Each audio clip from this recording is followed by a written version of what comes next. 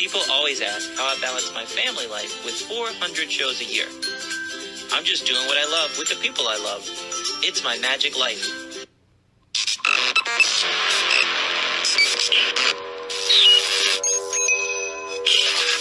I like Wes Iseli. I like everything about him. All right. Today's episode, we have a legend in magic and comedy magic. He's been featured on the cover of Genie Magazine, Magic Magazine, and Mum.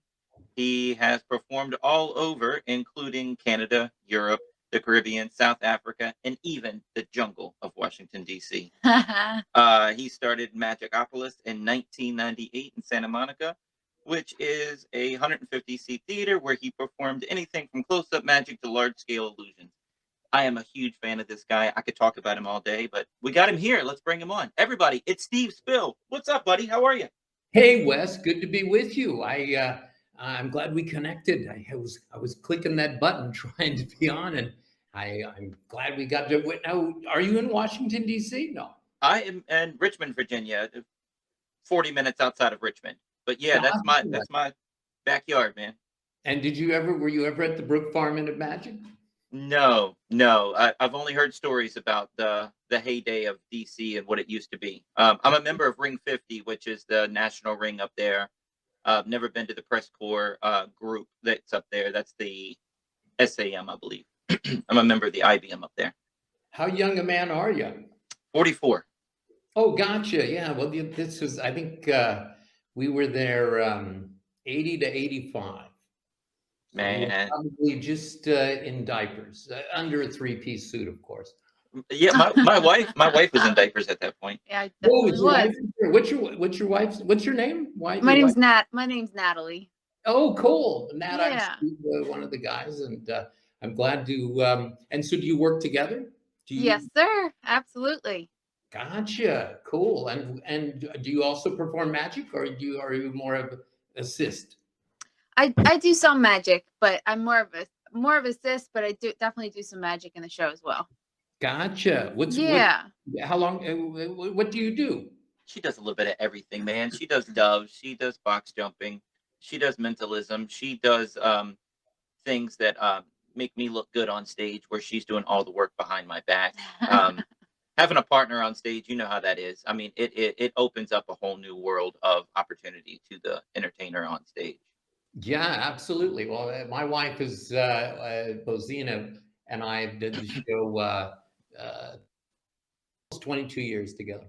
And, wow. We had a 2-hour show, Floating Ladies, Mind Reading, Sleight of Hand. And she also had about 40 minutes that she can do the solo stuff. So we alternate doing some solo stuff, and we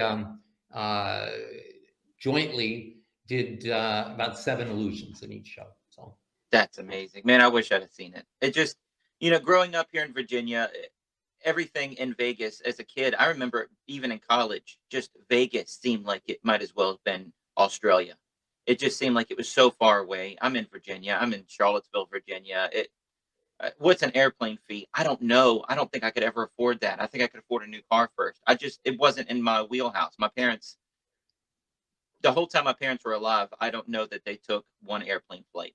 So It was just not something we did. But man, if I could have gone to see your show while it was running, I read about it in the magazines. I got all the magazines. Michael Lamar was from Blue. Yeah, I have no excuse. Or maybe that was Yeah, I have no excuse, because Michael Lamar was from the country. He was out in the middle of nowhere. From Pennsylvania. That's what people. Anyway, go ahead. I'm sorry. What did you say? I said Pennsylvania. Yeah, there you go. Moved to Pennsylvania, and they think of it almost like Kentucky because he's in a rural town, and they call it Pennsyltucky. Wow. That's funny. So I don't even know where to start with you, man. I'm doing research on you. I'm so excited to have you on here. I was awesome. A Magic Castle brat in the late 60s. Actually, around 1965, I started. I met Di Vernon and all. And the 60s and early 70s was a really great time for Magic Castle. All of the legends were there, and so I grew up with a lot of great uncles and grandfathers and so on. And it was really like a sitcom. A lot of really great characters there. And at that time, it was the 60s and early 70s, and it was rock and roll and hippies and flower children and so on. And like 70 to 73, I created a character called Houdini. And this was a character that I opened for a lot of bands with at the time, like the Spencer Davis Group and the Eagles and Neil Young and Little Feat and Cheap Trick and so on, at a lot of Hollywood nightclubs. Like, I'm gesturing to my wife, and she has no idea. When you say Houdini, it's like smoking weed. Houdini. I just yeah, want to. like I didn't get that Oh, reference. So I didn't know if the listeners gotcha. could. Houdini, like okay, but Houdini. So I produced bouquets of marijuana and had the multiplying hash pipes and that, like the billiard balls, you know, where they would appear, and then I would get cotton mouth and pull like the eggs out of the mouth, cotton out of my mouth, and quench my thirst by drinking a pitcher of beer, kind of like the milk pitcher kind of thing. And so, oh, and I snorted as a running gag tablespoons of white powder. And at the finish, I held my nose and kind of like the long pour salt trick, you know, the white powder came out. So it was a time that that's where I kind of got my foothold in performing stand-up comedy magic, but it was that as a character, it wasn't as myself. And now, was this at comedy clubs? I mean, that no, didn't play at the Castle. the comedy clubs did not exist Okay. at that time. These were rock and roll clubs. So I would open for bands like the Eagles and Cheap Trick and Little Feat, and groups that were popular in that time. Wow. Probably most of them you've never heard of today. No. Except for, say, maybe the Eagles you heard of, you know.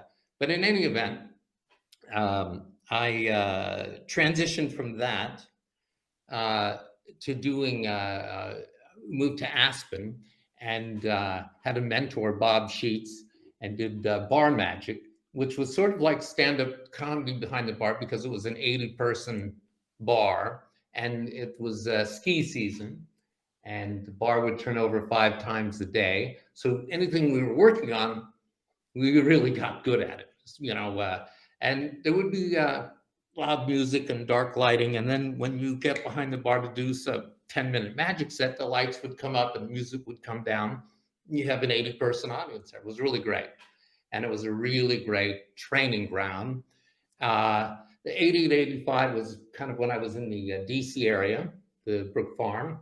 It was actually in Chevy Chase, Maryland.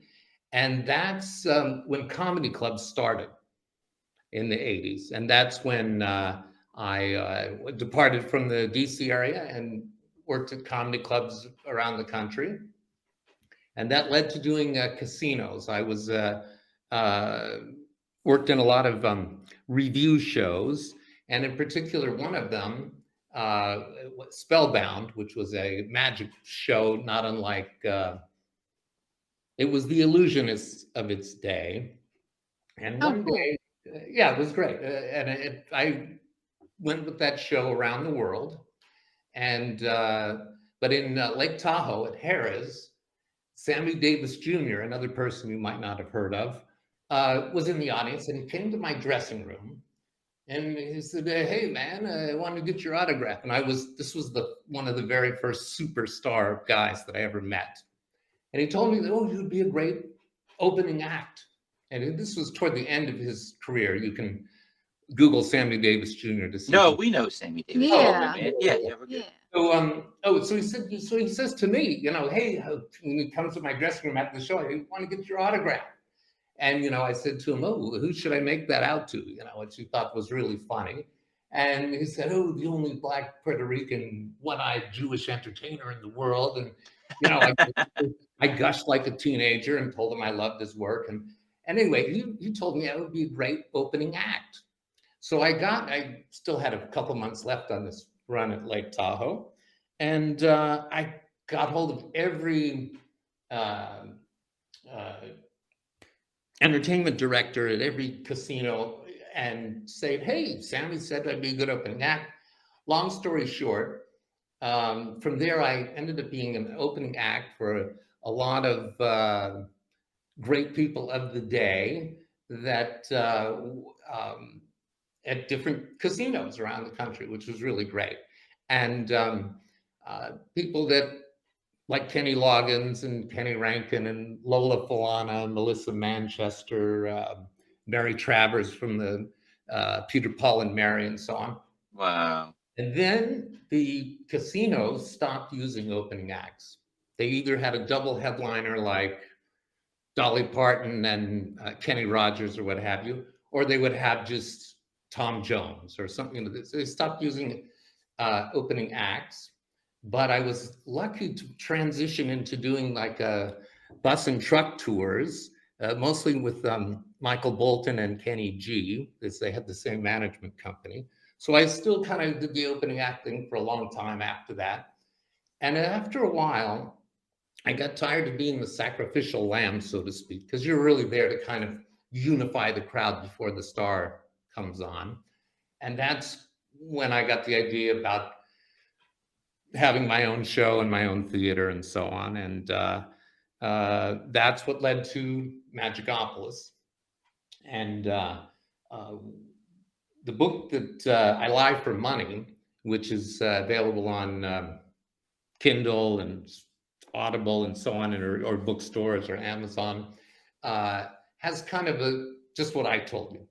And my latest book, which is just for magicians, called Assassin: How to Create a Killer Show and a Killer Career, has it has the full story behind the scenes, how the project was funded and the building was gutted and the theater and bar were built and so on, and a lot of anecdotal stuff, because we were lucky to have a lot of Hollywood celebrities come to our show, and as a matter of having Magicopolis, as a result of that, we had a lot of opportunities, to be in movies and TV shows and stuff like that, which is all in the book. So when you want to start your own Magicopolis, you can go to my website, stevespill.com, and buy a copy of Assassin, where you can also get a couple of my other books for magicians, How to Make Love the Steve Spill Way and Magic is My Weed. And if you go to the site, there are various other little doodads on there, interviews, reviews of the books, some clips, my 5 or 6 favorite video clips of tricks that I've developed, and so on. So that's the long and the short of it as far as the latest book. And it's been out almost a month now. It seems to be getting some good notices. I'm hoping some of your listeners will become readers. Well, I mean, every book you put out gets great reviews. Michael Close, who is one of the producers, one of the backstage people, not the producer, but one of the magic consultants on Fool Us, was given your most recent book a high praise. So, I mean, nice. Yeah, everybody loves your book. All your books, all of them. So Magicopolis, what did Penn and Teller, did they help with that? Were they did supporting you? I know I saw pictures in the Magic magazines of them at the ribbon cutting ceremony and really just throwing their heart and soul into you. They've been so good to me. I'm just fascinated with the Penn and Teller aspect, how you became friends with them and that type of thing. Well, I met Penn and Teller in the 70s, a long time ago, and we became fast friends, and we were kind of in touch over the years. They, for instance, came to the show in DC, and at that time they were working at the Renaissance Fair in Cumberland, Maryland. Okay. And shortly before they kind of hit big with their PBS special. At the time I was building Magicopolis, they had a show on FX called Sin City. Yep. And myself and several other magicians created a lot of material that they performed in between the other acts. It was sort of like an Ed Sullivan type show, except all of the acts were mismatched. I love that show. I can't find anything on YouTube of it. It was a fun show. So I called in a favor, and when I had the groundbreaking ceremony, they were there to put their hands and feet in cement in the lobby and everything. Awesome. And 6 months later, when it was built, they performed their show for the opening of Magicopolis. Oh, wow. Wow. Yeah, so it was great. and a lot of their classic bits they did. And this launched the place in a really great way. A lot of celebrities attended the opening, and between the groundbreaking ceremony and the opening, when there was 6 months of sort of promotion, and I'm forever in debt to them for that. Dude, they are so great in the magic community and with their friends.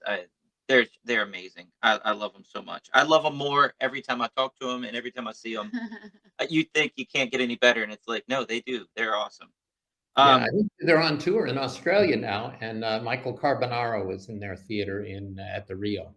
And my magician friends are saying that show's really good right now too. So Oh, yeah. a great show. Yeah. So Magicopolis, I'm thinking about you. I'm working on this and trying to get questions for you because I'm so excited. I want it to be a great interview. I want it to be great. But I'm thinking, I remember seeing this place getting gutted. I remember seeing a video of this, and I'm thinking, I own the DVD 10 Years of Steve Spill. Is it on there where you show your extra hiding places and things? Yeah, I forget if it's well. There is a bonus feature that has Penn and Teller on there, and there are also, I don't even remember now. It's called, I don't know if they're called cookies then or what it was. There's also some secret things on that DVD that you can click on certain things. And I'm sorry, I don't have it in front of me, or the. No, you're good. You're good. Yeah. But like your if you can tell the listeners here that you had little things, not trapdoors on the stage or anything like that, but like the No, we stage had itself. trapdoors in the stage. No, we had Well, trapdoors in the yeah. stage. We had a great runaround too, so that you could appear vanish on stage and appear at the back of the theater. But you had your bleachers on a lift or something where you could have storage under there because it was a small venue. You used every inch of space of that place. Yeah, Something like that. It was a 10,000 square foot space. We gutted the building, and there was a very steep rake to the audience that we built with theater seats and everything. And we did have storage underneath there. And we had a pretty good sized stage. It was 40 feet wide, the opening 24 feet. And we had a bar and a magic shop. And so during intermission, and it was a 2-hour show, we had a intermission 15, 20 minutes for people to buy stuff. And that's sort of one of the spokes in the wheel of having a spot like that. When we did, like I said, close to 22 years, we started getting offers to sell the place probably at the 20-year mark. And, after that amount of time, both Ian and I both were, ready for a change and to, it's so rare to make your wildest dreams come true on your own terms and then decide when and how that particular dream should end. And so the escrow was about 7 months to sell the place.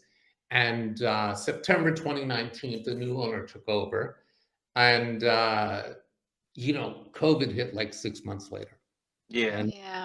And so they haven't been open since. And he also had changed the name and everything.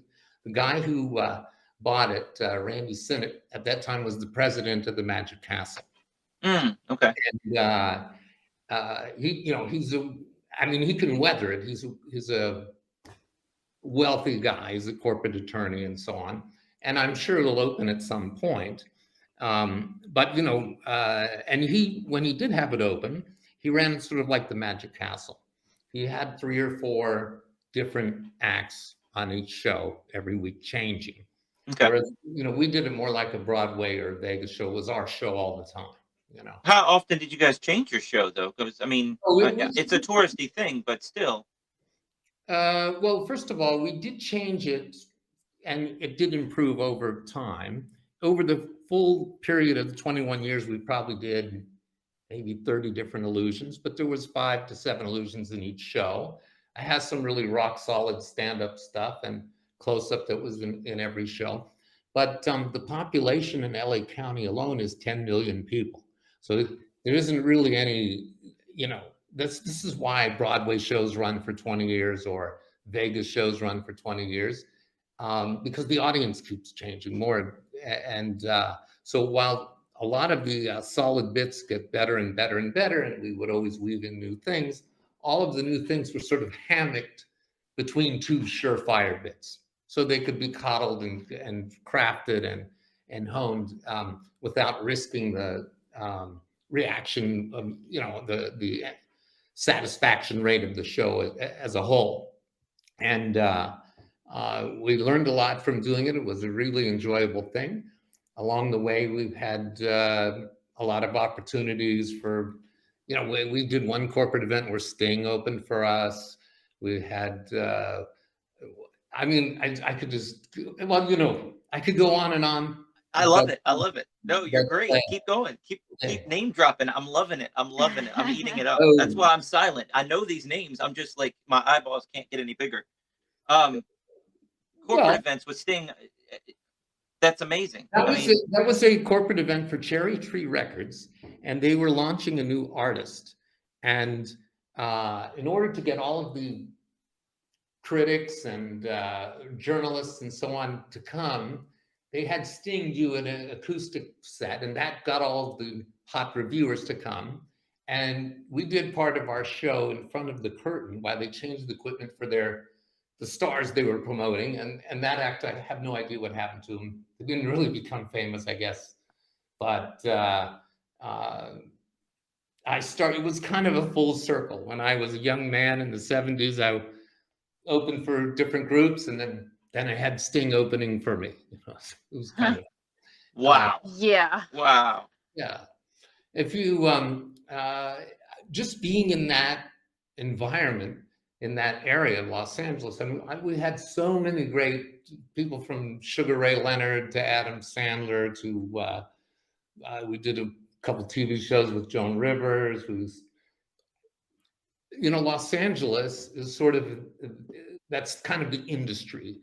And so it was a great place for us to have a magic thing.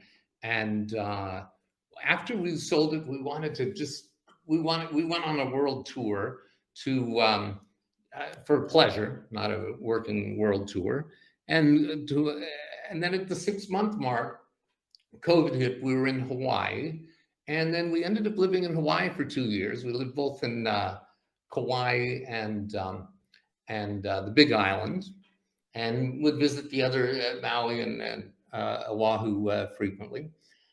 Because of some family things with my wife, we ended up coming to Europe, and so we've been spending our time in various European haunts since, just in the last several months. And we're at a time in our life where we're enjoying life. I'm 68 years old, so, you know, I have a couple of years on you, and I can only hope that at some point you'll hit a stride too, where you can just choose what you want to do. We've been very, very fortunate, and I have a real courageous, free spirit bride. My wife and I are. You can look on our website, stevespill.com. There's a Bozina Robel button that you can click. When we met, she was in TV and movies doing acting parts, and there's a clip reel there of her also. And we just clicked, and we worked together to have a great 2-person show. And yeah, I don't know. I could babble forever. No, I'm letting you go, man. I'm letting you go. If you had a question, how did you guys meet? You know, we met at a comedy club. She was there for her birthday, and I was appearing there. It was Igby's in West Los Angeles.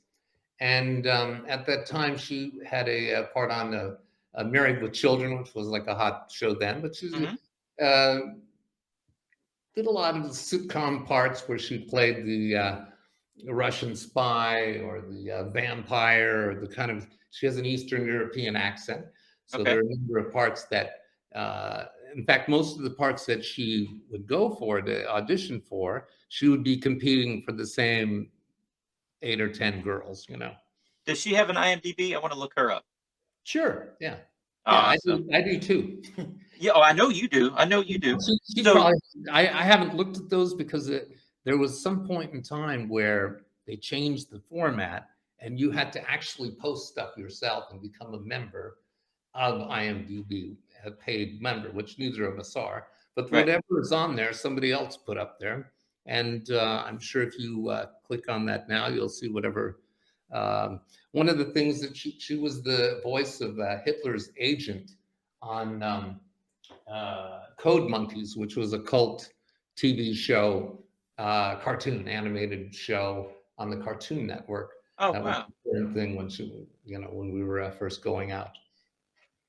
That's awesome, man. Yeah. So when you say She's also in Decalogue, which is Krzysztof Kozlowski is a Oscar winner. He did Red and some other films, and she has a featured role in Decalogue, which is um, also a good credit, I guess. And whatever else is on her IMDb. You know, when we were together, she did several commercials. When we were actually at Magicopolis, she still did some acting stuff. She did a commercial for Nickelodeon and one for GE Appliances. And, you know, if you live or a working actor, which I'm not, any of the parts I got were just by luck because they came to the magic show and said, hey, do you want to be in this thing? And I said, okay. But most working actors audition regularly, and you know, every once in a while they get a part. Right. Yeah. But they came to you and picked you. Was it filming because they wanted your location and they wanted a mysterious magic guy in their show and just happened to be seen in a magic show, and then they didn't have to have all the equipment in the background, they didn't have to rent all that, it's all their location? Or did they want you on their set? We've done a few of those, but other ones, you know, the ones that were like that, and you could look this up. I don't know if it's on my IMDb or not, but Storage Wars, I did some show like one of those or two of those. I think episodes was like that.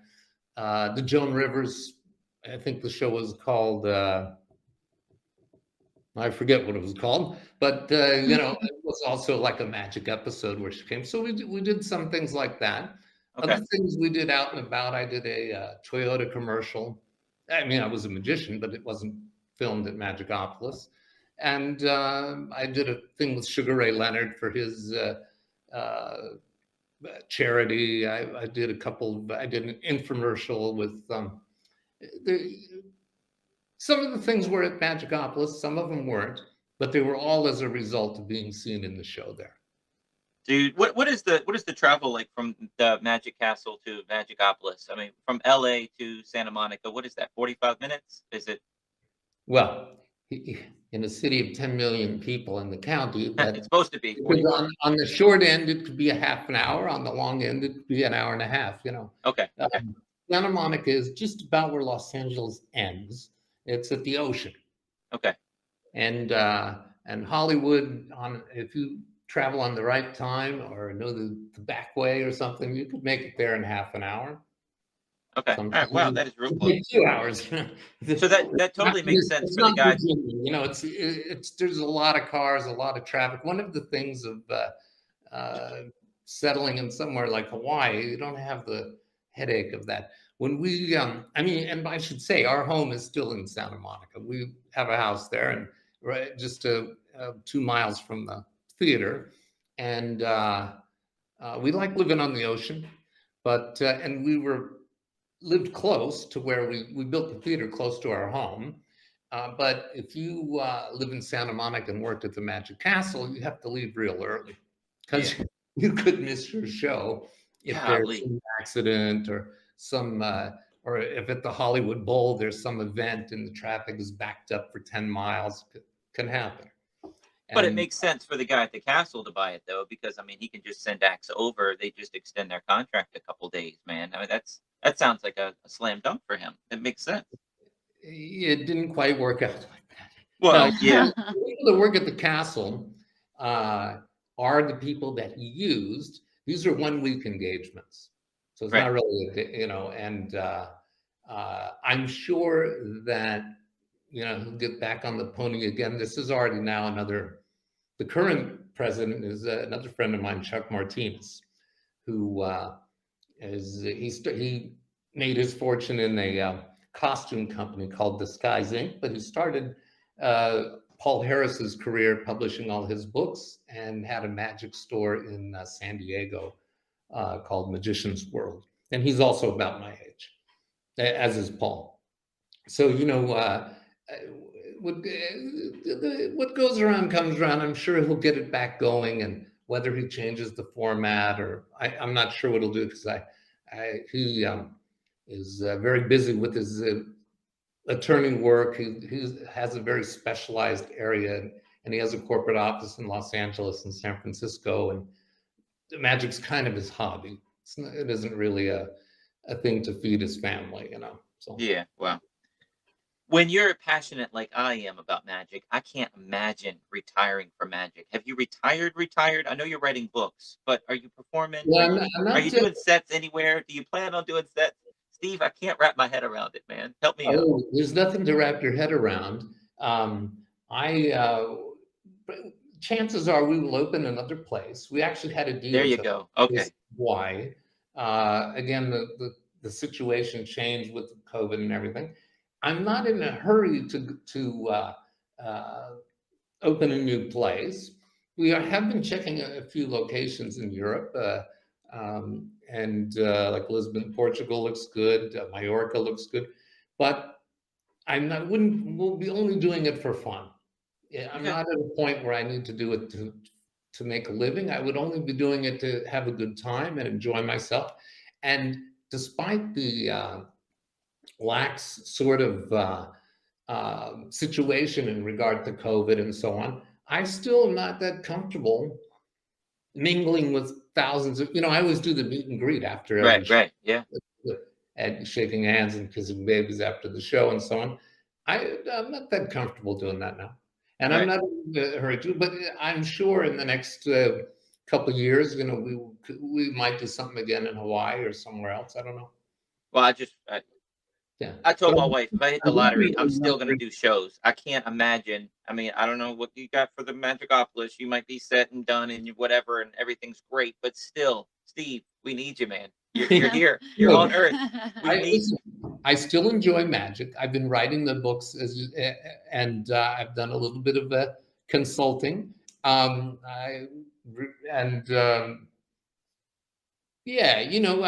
I'll be performing again, but I'm not in a rush to do anything unless it's perfect. And after the last, couple decades of only doing specifically what I want to do under my terms, I'm not too, right. I'm not ready to go out and get a bunch of gigs. Well, and then having a boss. Did you like the show? Were you happy with that? What'd you say? And then having a boss. Did you like the show? Were you happy with that? What can we do to make you happy? You had everything. You just had to make your customers happy. That's all you had to worry about. We're working for resorts, and we're still kissing butt a little. No, we had a lot of employees. We had a lot of stuff to deal with. There are a lot of if you own a bar or even a magic store or a theater, and there's a lot of spokes in the wheel there. It's not only making the customer happy, but that's a good part of it. Having a good show is important, of course. But I don't think I would ever own a business that size again. We were in the main. Santa Monica was a very heavy foot traffic area. 10,000 square feet is a pretty big size for a business there. It had a big nut. There was a lot of responsibility and employees and so on. And were we to do some other show, it would be on a smaller scale, something that you don't need 10 employees. Right. Golly, I can't imagine. So when you have these videos of you doing the mind reading goose and all this stuff, it looks like you're doing it like at evening at the Improv or something. I've seen these. Those are all the last time I did the mind reading goose was 30 years ago at least. So did you do that whole comedy club circuit? Because I know you got started before comedy club. Yeah, I did in the 80s. After when I left DC, I was a road monster for several years in comedy clubs. And following that, I got into the casino work, first in review shows like Kazam and Spellbound and Fast Company and Playboy Girls of Rock and Roll and a bunch of different review shows where I would do the comedy spot. And comedy clubs had led to the casino work, and the casino work led to the opening act stuff, and and that's where I transitioned into a Magicopolis. So do you think you were doing the comedy clubs for 8 years? Let's see. I'm trying to do like 80 to 88 maybe. No. I did it from like 85 Okay. to maybe 92, something like Dude, that. you were a monster. I'm a big fan of magic. I'm a big fan of stand-up comedy, and you just went out there and you killed. You had the audience eating out of the palm of your hand. There was with magic and with comedy, you see people that get flustered. You were so crisp. You were so the jokes are just boom, boom, boom, crisp. Just I don't know how else to say, but crisp. On point. Yeah, right on point, man. It was. That's why I was thinking 10 years of comedy clubs, writing that stuff and doing that stuff. It was awesome. A lot of that material came from doing the bar and later the Brook Farm in DC. The bar had about 80 people in it, and it turned over about 5 times a day. The après-ski time, when the people come off the mountain in Aspen, starts around 4 o'clock.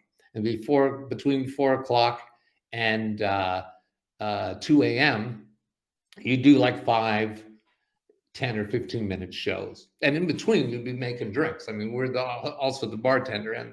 But it was like the comedy club sort of situation before there were comedy clubs. Because this was like 76, we started. And then when we did the Brook Farm, Bob Schutz and I had a 2-person show that we did about 4,000 performances of. That's, for instance, where I developed the goose and the needles and some of the things that were in my comedy club show. And when you do 4,000 shows, you get better. And there's a lot of trial and error involved. And you keep the things that work, and you do a lot of improvising and ad-libbing once you have kind of the core show. That's also where we got Bob and I did a lot of comedy illusions together. Different illusions, but like Bozina and I did, she was an actress. So, when we did the Decolted Chair, for instance, it was a seance scene, and she was the seance medium, and then she disappears and appears in the audience. Or when we did the Levitation, it was in a psychiatrist's office, and she was the crazy patient, and I was the psychiatrist that falls in love with the patient, and she floats, and so all of our and that sort of sketch work transitioned from doing stand-up work, and we had kind of a Saturday Night Live-ish sort of way of doing the illusions. Neither of us are really dancers or choreography kind of people. Right. So but she was always a sketch or comedy actress, and I did stand-up and also sketch work before.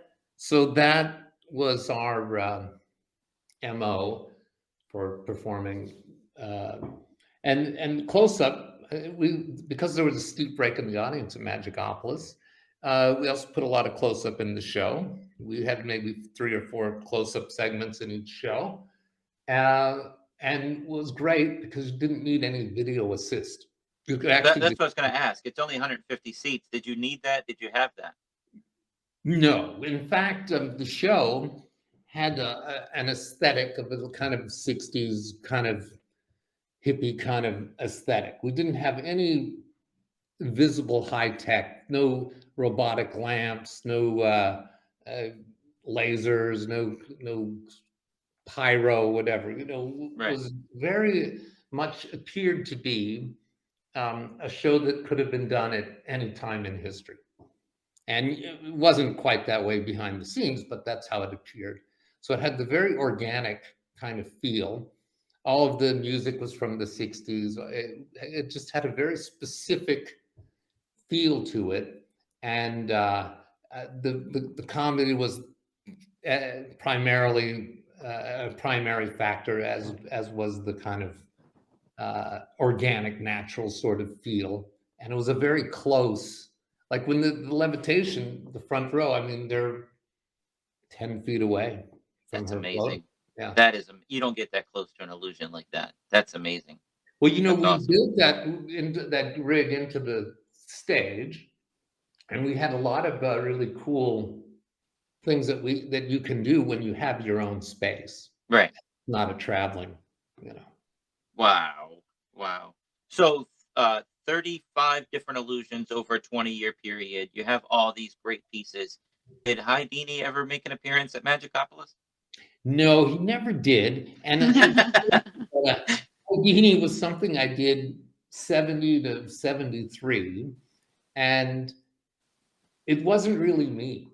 Yeah, yeah. It wasn't really that great. It had a gimmicky sort of the tricks and everything, but it was sort of a character, and Right. I hadn't found myself yet so that I could perform as Steve Spill.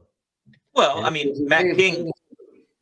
Go ahead. even Matt King had the horn helmet on when he was like 15 years old. He had no idea what he was doing. That was his gimmick. He had a Viking helmet on. So, I mean, everybody's got to find themselves. I used to wear a full tuxedo because I was told that's what magicians do. And then I Yeah. almost died at a summer event, and I was like, I'm done. I literally passed out, Steve. So I was like, I'm done. I'm not doing that anymore. So, yeah, Gotcha. you got to Well, find yourself. Bob Sheets and I had a two-person show, and we did a floating lady volunteer from the audience, kind of the Gamalo, if you know that Yeah, gimmick. He yeah. was the guy actually from Virginia that invented that. And we would take the ladies' shoes off and sniff them and get a buzz and they're odor eaters and put them and hypnotize her with her own shoes. And we did a lot of crazy stuff you would never get away with today. When we did the sub trunk, I got to get them out quick. When I was in the box, I broke wind, and we had a lot of great comedy things for that era. And when I ended up doing illusions again with Bojana, which was, let's see, 85, 95, 15 years later, we were much more clever in our writing, and she's a real actress, whereas Bob and I really aren't, actors. And so she helped really bump it to the next level. And I learned a lot from her because she has a lot of experience and skill set that I don't. Dude, I can't wait to look her up. I followed you guys on Facebook, and always showing pictures of you guys in the dressing room getting ready for the next show and things like that. But I didn't know deeper than that. I didn't know she was an actress. I didn't know. I'm learning all that out now, so I'm excited to go do more research right after this interview is over. For a short time, or maybe a year, however long it was, I don't know. She had, I have to ask her, I don't know if she did it on Facebook or something else. She had a little dressing room confessions sort of thing she did Yes. periodically. I'm not sure if it was on Facebook or not, but I have to ask her. But it was just casual, like for her own amusement, like what's happening today kind of thing. And she's really great at improvising. She's great at writing. She's a terrific actor, very talented. And she has a very high aesthetic. In our spare time, we always are going to museums and art galleries and concerts and I've learned so much from her. It's unbelievable. That's awesome, man. And then, like I say, she's very brave. Also, she's courageous. She's intelligent. She has a kind of a free spirit. And I was just fortunate that I guess we've been together now maybe 25 or 26 years. I'm sure if she hears this, but she won't, don't worry. She doesn't listen to Magic. I'll surely get beaten for forgetting. But I think it's at least 25 years, 26 years, something like that. But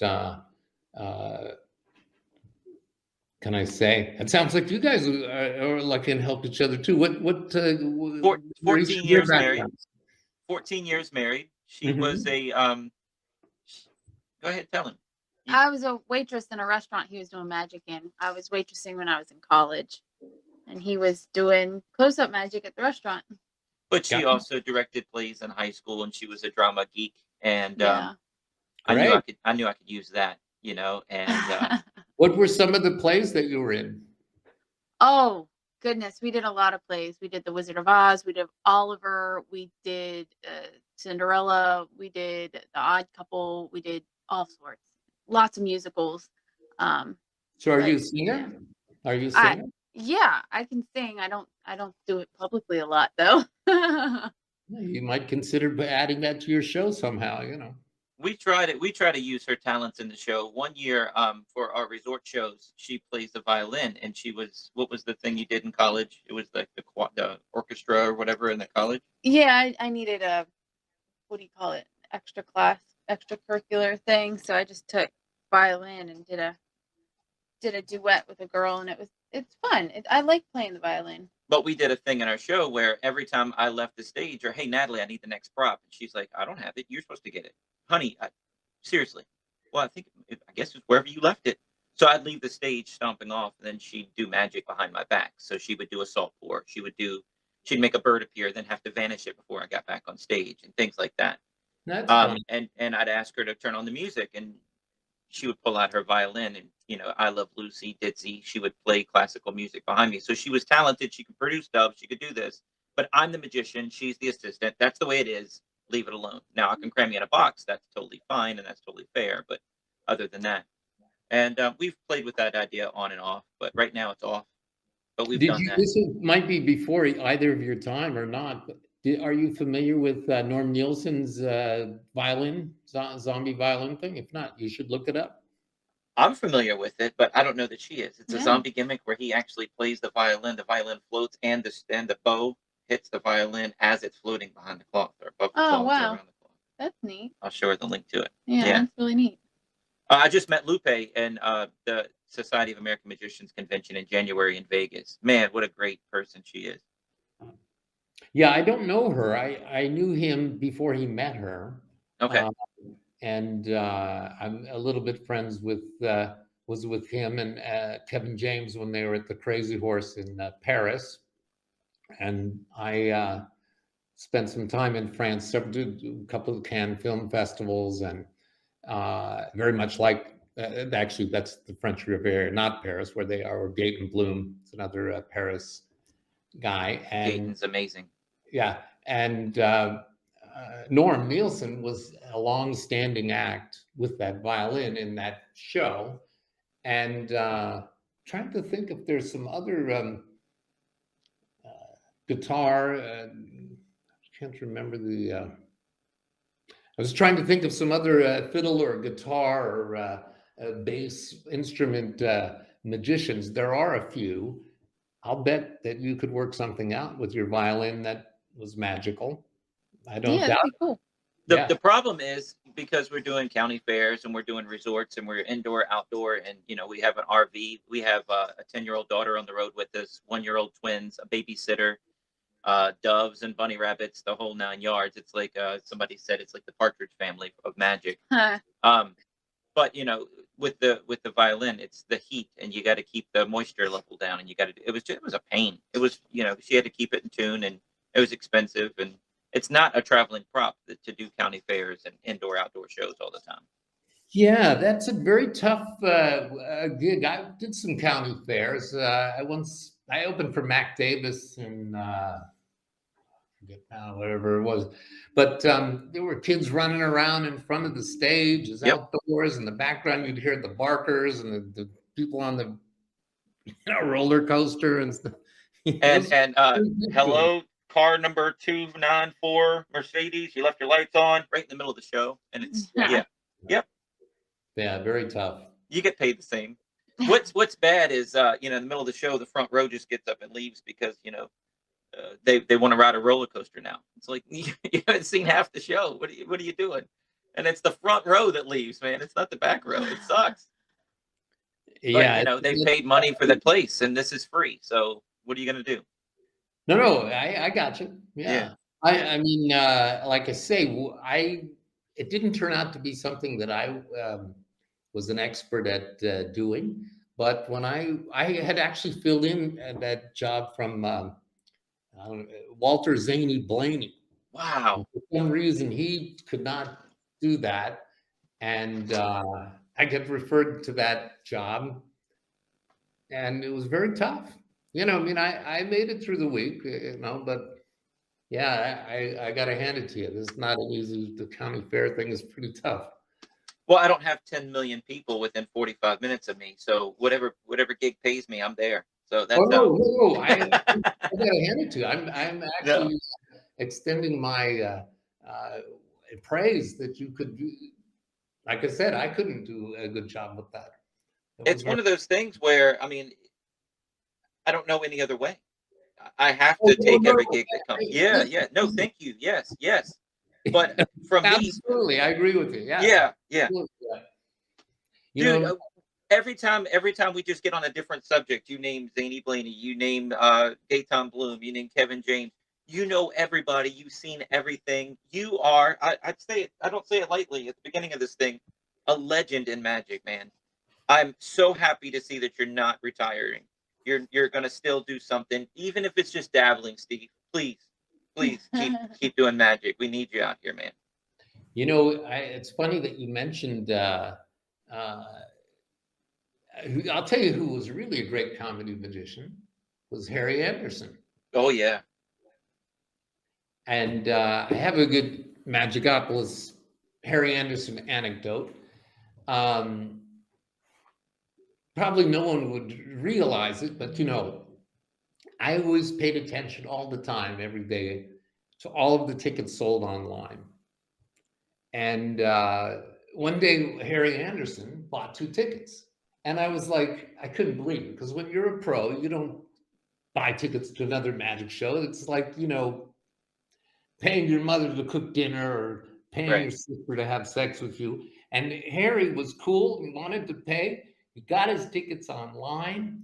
And I wrote him back a note. I said, we don't accept money from con men. Your funds are returned. We reserved tickets for you. And Harry had the last laugh because he actually didn't show up. Dylan McDermott and Maggie Q came to the show. He was actually Wow. getting the tickets for them. I don't know if you know who they are, but they're Wow. Yes. Yeah. TV actors, Wow. Wow. Yeah, one of my prize pieces in my collection. I'm in my magic room right now. I have a Harry Anderson tie from Night Court and signed and bought it from Marietta. But I have to explain to people. They're like, "Hey, look, I have a Harry Anderson tie. He wore this on Night Court." They're like, "Who's that? What is Night Court?" I'm like, "Oh man, no, I love it." So It's amazing how a lot of he's cold. People don't know who he is now any more than some of the people I mentioned today, unless you're in the business. If you're a magician, you of course know who he is. But I tell people, oh yeah, I used to open for Lola Polana and Melissa Manchester. They have no idea who I'm talking about. None. wow. None whatsoever. But or even some of the old rock groups, they don't remember. No, I mean everything. How I forgot you told me earlier, but you said you're in your 40s. Yeah, I'm 44. Yeah, yeah. Okay, so really anything that happened before you were 44 is kind of out of your radar. Well, my dad had a video store, so I watched everything, and I love stand-up comedy. I think we were the first house in our neighborhood to get cable, so I watched. I watched Showtime. I watched comedy stand-up with my father growing up. I remember being like 10-year-old boy sitting at the foot of his bed while going to bed at nighttime and just watching late night at the Improv and things like that. So Like you had a video store. That in itself was an amazing thing. well, and growing up in there, that's how I got introduced to Penn and Teller. Penn and Teller Go Public was a VHS you could rent, and I watched it and devoured it. And I learned how to juggle because Dad had a teaching VHS tape of how to juggle, and I got to see. I told Dad I was into magic, and he found the VHS of Houdini. I didn't know. I don't want to watch a movie from the '50s, Dad. And then I saw the Houdini movie, and I'm like, yeah, I want to watch this movie on a continuous loop. It was campy, and it was very blown out of proportion, but it was magic, and I loved it. I loved everything about it.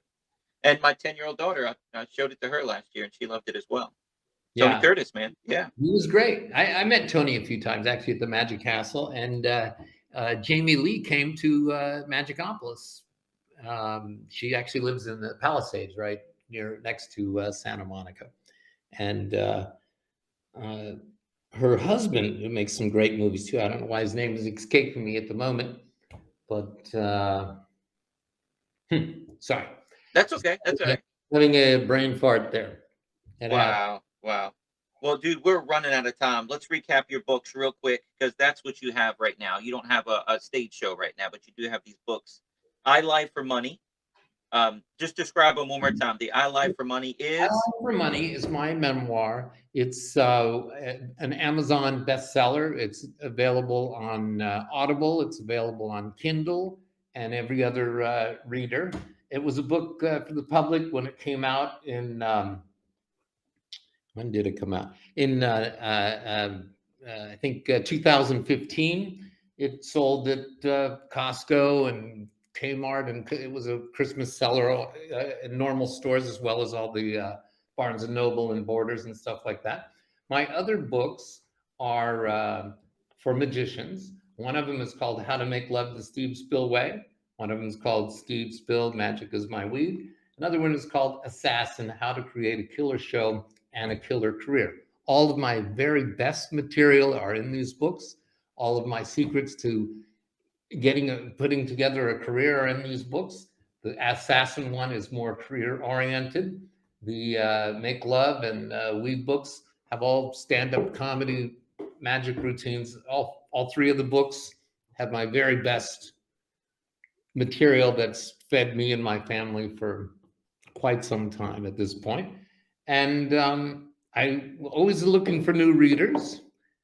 If you are into magic, you want to make your career in magic, you're interested in comedy magic, these books are for you. And I would go to stevespill.com and check them out. And hopefully, Wes, some of your fans will become my fans. That's awesome, man. And we also have a podcast group page. It's called Wes Iseli's Magiclife podcast on Facebook, where I'm going to put all these links. I'm going to put a description for each book so they can see it, and link to your website, obviously. So that'll be up. This comes out this Wednesday, Steve, at 3 p.m. Eastern. So thank you so much for doing this, man. I'm telling you, what an honor to talk to you. I've been a huge fan of yours forever. Like I said, I have your DVD, The 10 Years of Magic. Just been fascinated by you, man. The comedy club, you doing magic and killing in the comedy clubs was the first introduction to you, and then seeing all the history with you and Bob Sheets and all that stuff that you guys did and all these names that you've been with, man. And it's nothing for you, but every time you do it, it's like that's an hour podcast just right there. I want to hear about this guy opening for you now. Wow, and Yeah. coming full circle. It's I'm amazing. going to give you one last anecdote. I don't know if you know who Tony Giorgio is. I He know was the in name. The Godfather. He used to Okay, show yeah. up once in a while at the Magicopolis bar to gripe about the castle or about not being cast in The Sopranos or some other new some other show, or getting kicked out of the Gardena Poker Club. He was sort of a gambling cheat, but a mafia actor. He was very good friends with Larry Jennings, but at the same time, he teased Larry Jennings a lot, and he ended up getting barred from the Magic Castle for chasing him through the club with a broken beer bottle. And but they were still friends. He was just sort of, they were acting crazy. Long story short, he had a dog that he named Larry Jennings. And he named him that specifically so he could say stuff like, "Oh, Larry Jennings is licking his balls again," or "Look, Larry Jennings dragging his ass on the carpet," or whatever. And Larry would come in and, we'd have a drink or something, and he'd say, "Oh, Larry Jennings puked on the couch today." Anyway, that's Oh wow. That's So funny. hey, we have a minute and a half left, man. We have a dog named Rocco. Natalie and I, when we first got together, we went to New Jersey and studied with Rocco Solano, sleeving, and we were there for a week. We got together. We got a boxer, and we named the boxer Rocco. It sounds like I don't know Rocco, except my one of my favorite magician friends, Rocco. And I'm telling stories. My daughter's growing up, and I'm saying, hey, Rocco called me today, and we talked, and it was great. And then at dinner that night, yeah, did you know I had Rocco pooped on the floor upstairs? Literally, my daughter's jaws dropped, and she's like, Rocco did what? She couldn't figure out the magician came in my house and pooped on the floor. So yeah, that's awesome. That's so funny. Well, it's been a pleasure speaking with you. I wish you the best of luck in your careers and with your family. And I got to hand it to you. You have my praise for a fine achievement if you can make a career in this craft.